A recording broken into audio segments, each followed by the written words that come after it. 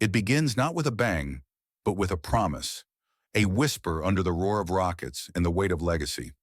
Blue Origin, the space venture spearheaded by Jeff Bezos, is no longer just dreaming of the stars. This year they claim they will land on the moon. Not in some far-off decade, not on paper or in concept, but for real. Metal meeting dust, engines burning against the cold silence of the lunar South Pole. It sounds like science fiction, doesn't it? But it isn't. It's happening. And it's happening now.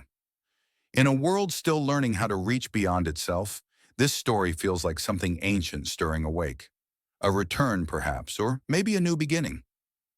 At a recent meeting of the Lunar Surface Innovation Consortium, a senior executive at Blue Origin stood before the community of space scientists, engineers, and thinkers, and made a stunning announcement. Two Blue Moon landers were already under construction. The first, a robotic prototype, was being assembled at a specialized facility in Florida. And it wasn't just a model. It wasn't theoretical. This machine was real, its parts coming together in steel and silence, preparing for a journey that no private company has ever completed. The goal is audacious. Before the end of this year, that lander, called Mark 1, will be loaded into the payload bay of Blue Origin's colossal New Glenn rocket and launched from NASA's Kennedy Space Center. If everything goes according to plan, this mission will carry Blue Origin's ambitions not just to space, but across space, from Earth's orbit to the surface of the moon. And that's just the start. New Glenn itself is a towering statement of intent. It flew for the first time in January 2025, successfully placing a test payload into orbit. The booster tried to return to Earth with a water landing, something SpaceX has made look easy, but that attempt ended in failure. Still, what matters most is what comes next.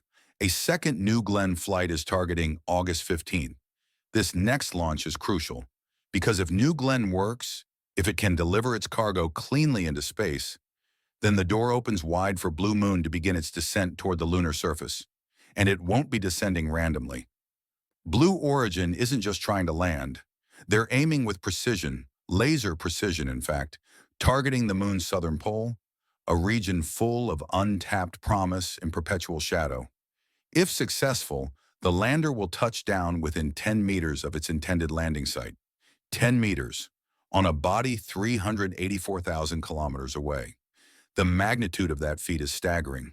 The audacity of trying is almost more shocking than the technology behind it. And what happens once they're down there? That's where it gets even more interesting. Blue Moon will deploy a series of payloads, not just for private clients, but for NASA itself. One of those payloads will study the dust kicked up during the final descent burn, a problem that's more complex than most imagine. The Apollo landings revealed that lunar dust is sharp, clingy, and incredibly destructive. It coated suits, scorched components, and hung in the airless silence like a threat. With a vehicle bigger and heavier than Apollo's, Blue Origin's descent will kick up a storm, and we're going to learn exactly what that storm looks like. But this lander is just the beginning. Blue Moon Mark 1 is a robotic forerunner, a trailblazer, a scout. It's designed to haul about 3 metric tons of equipment to the moon's surface. No humans aboard, not yet. But its success or failure will shape the future of something far grander. The Blue Moon Mark 2. That one, larger, more powerful, and human-rated, is the lander that could deliver astronauts to the moon on NASA's Artemis 5 mission. That mission, if it happens, would mark a new chapter in human space exploration. But to get there, Blue Origin has to master more than just landing. They have to build an entire infrastructure around it. That means verifying yet another spacecraft, the Cislunar Transporter. If Blue Moon is the hammer, the transporter is the hand that lifts it. This refueling tug is designed to support missions by delivering fuel from Earth orbit to lunar orbit.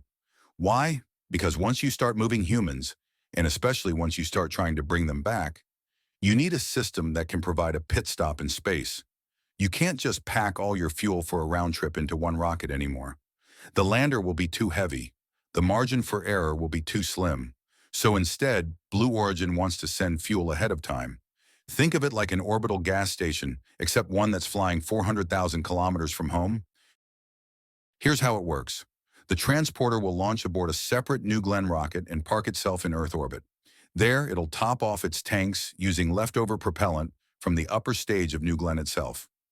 Once fueled, it will travel to the moon and slip into a special path called a near-rectilinear halo orbit, an orbit also targeted by NASA for its future Gateway and Orion missions. It's there that the transporter will wait, ready to meet with Blue Moon Mark II and transfer precious hydrogen into its tanks. The logistics are dizzying, but the stakes are even higher, because what Blue Origin is attempting, what they are building right now, is not just a spacecraft. It's a system, a chain of interlocking technologies, each dependent on the success of the other. And in that chain, one link remains untested: in-space cryogenic refueling. Transferring freezing liquid hydrogen from one spacecraft to another, in orbit, without boiling off or spilling a drop, has never been done. Ever. Not by NASA, not by SpaceX, not by anyone. SpaceX has plans to attempt it with Starship, but their record has been mixed, with multiple test vehicles meeting fiery ends. That leaves Blue Origin in a strange position, quiet, deliberate, and now unexpectedly ahead in a crucial area of space infrastructure. At a facility in Washington State, Blue Origin says they've managed something extraordinary: holding hydrogen at negative 424 degrees Fahrenheit with zero boil-off, a technical achievement that, if replicated in orbit, could unlock an entirely new level of spaceflight capability. Still, that's for the future. Today, the focus is on the lander. The Blue Moon Mark I is nearing completion. The main engine is being integrated right now, and a second Mark I is close behind. If the first launch succeeds, Blue Origin can build on that momentum. If it fails, they have a backup ready to go within 6 to 8 months. This isn't about perfect launches anymore. This is about learning fast and moving faster, about iteration, about resilience, about pushing forward not because the road is clear, but because there's no turning back.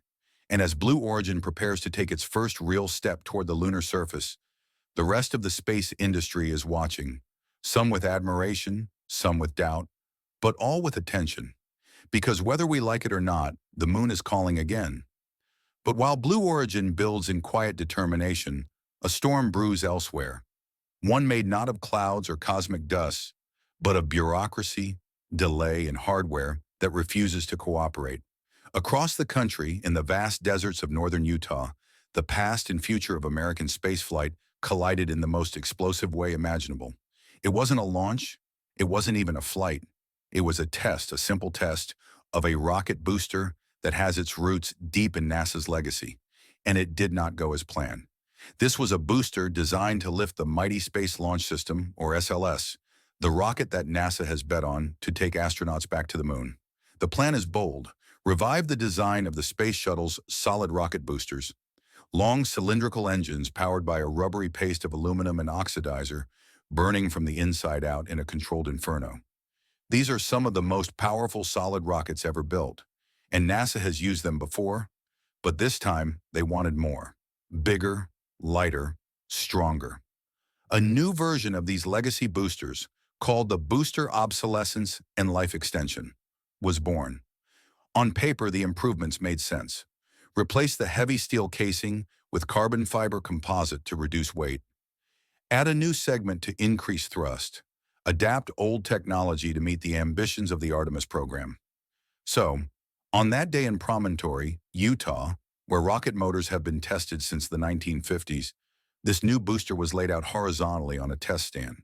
Thousands of sensors were wired in, cameras were rolling, and then at last it was ignited. At first, everything was perfect. The engine roared to life, blasting a torrent of flame sideways into the open desert. The plume curled into a towering cloud of smoke. For 100 seconds, the test looked like a triumph. Engineers watched with quiet pride. Decades of experience pulsed through that motor, and for a moment, it felt like the future was in reach. But then, something shifted. On the live stream, a voice calmly called out, "Deluge activation," an instruction to spray water over the pad, cooling it down. The procedure was routine, but what came next was anything but. Without warning, smoke began leaking from the base of the nozzle. Not the kind that belongs, not controlled exhaust.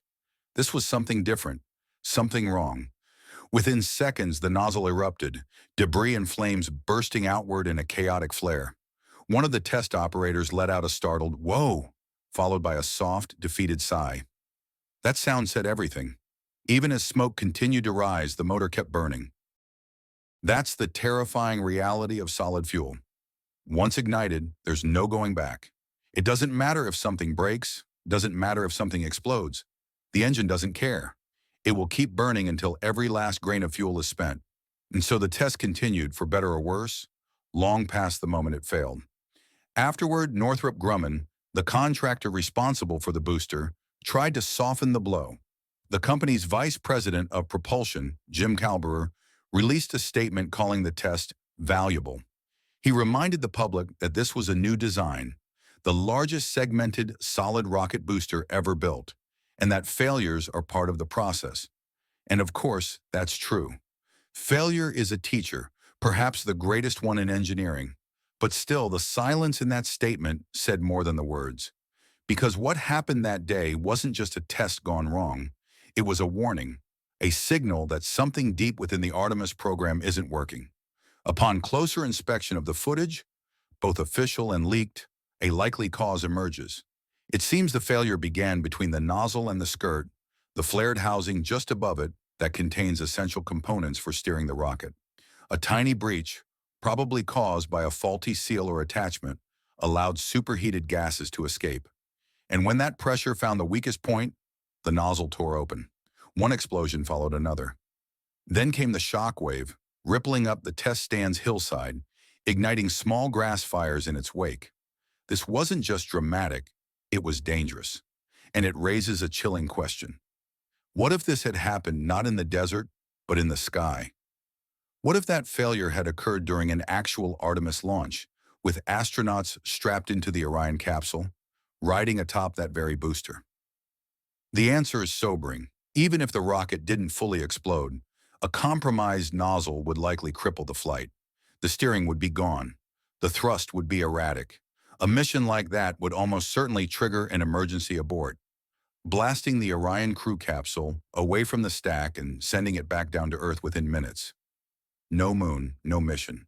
Just a plume of smoke and $1 billion flameout. And the timeline? The same hardware that blew apart during testing is supposed to fly on Artemis 9. Not Artemis 3, the first crewed lunar landing, but Artemis 9, a mission years in the future. A mission that may never happen. Because here's the truth. The SLS is faltering. The Artemis program, meant to be the crown jewel of NASA's return to deep space, is bogged down in red tape, outdated technology, and dwindling political support. Aside from Senator Ted Cruz, few voices in government still believe in a long-term role for SLS. Most see it now for what it is, a short-term solution, useful only to get boots on the moon before other nations, especially China, claim a symbolic first. And once that's done, all eyes will shift toward something faster, smarter, more flexible, something not tangled in the legacy of Cold War engineering, but born from the frontier spirit of commercial space. In other words, Blue Origin. Because while NASA's own hardware tears itself apart in the desert, Blue Origin's landers are quietly coming to life. Their engines are being fitted, their systems are being tested, their timelines, though ambitious, are moving forward. And perhaps most importantly, they are learning to fail and adapt quickly. Iteration, not stagnation. That is the future. That is how we reach the moon and stay there. And as the year draws closer to its end, with one more New Glenn launch on the horizon and a Blue Moon lander nearly complete, a quiet race begins to take shape. Not between nations, but between visions. One vision still clinging to the past, the other chasing something new, something bolder, something that might, just might, take humanity farther than it has ever gone before. So now we stand at a turning point, a moment that feels small in the daily churn of headlines, yet monumental in the arc of human exploration. It's not just a story about rockets or companies or contracts.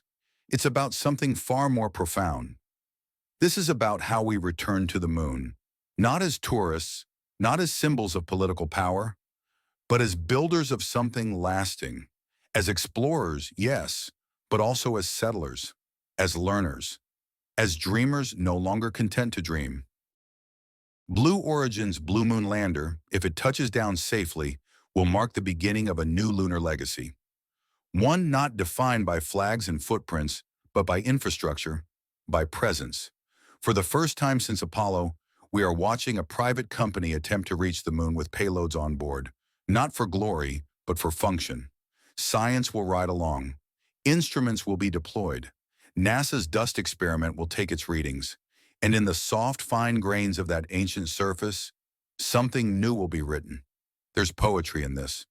The very dust that once clung to Neil Armstrong's boots, that choked the seals of lunar modules and stained the gloves of explorers, will now be studied again, this time by machines. And those machines, if all goes well, will prepare the way for people.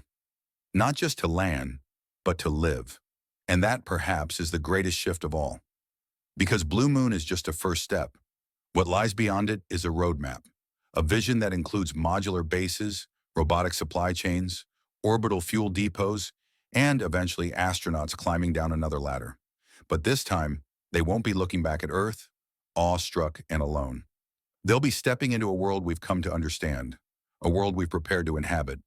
But make no mistake, there is danger ahead. There are so many unknowns, from cryogenic refueling, something never achieved in the vacuum of space, to the fragility of hardware, to the unrelenting silence and hostility of the moon itself. Nothing about this will be easy. But maybe that's the point. Maybe we need it to be hard. Maybe in a world where everything arrives in 2 days or streams in seconds, the moon reminds us that not all destinations can be rushed. Some must be earned. And still, behind all of the fuel lines and test flights and mission briefs, there is something deeply human at work here. A fire that never quite went out after Apollo. A longing. We were there once. We left footprints. We carried home rocks. And then, for decades, we stopped. We looked away. But now a new generation looks up at that same pale light in the sky and wonders, can we go back? Can we go further? Companies like Blue Origin, SpaceX, and others are answering that call in different ways, with different tools, different philosophies. SpaceX moves fast, breaks things, rebuilds. Blue Origin, in contrast, has always moved deliberately, quietly, and sometimes frustratingly slowly. But now, with real hardware on the pad and real missions on the calendar, that deliberate pace has begun to quicken. And it feels like something big is about to happen. Even if this first landing fails, it will matter. The fuel burned, the data gathered, the lessons learned, they will all feed into the next flight and the one after that. We're no longer betting on a single shot. We're building systems, layers, lifelines. The age of one-and-done missions is fading. In its place is an era of iteration, of learning by doing, failing, fixing, and trying again. That is how we colonize space, not by conquering but by enduring. And so if Blue Moon touches down in the coming months and a new crater is carved into that ancient dust, we may look up and feel something stir inside us, a mixture of pride, awe, and, yes, responsibility. Because to return to the moon is not just to reach out, it's to remember who we are, what we've done, and what we still hope to become. The sky is not the limit anymore. It's just the beginning. And out there, on the edge of the possible, a lander prepares for flight. A company readies its rockets, and humanity, quietly, slowly, relentlessly, takes one more step toward forever.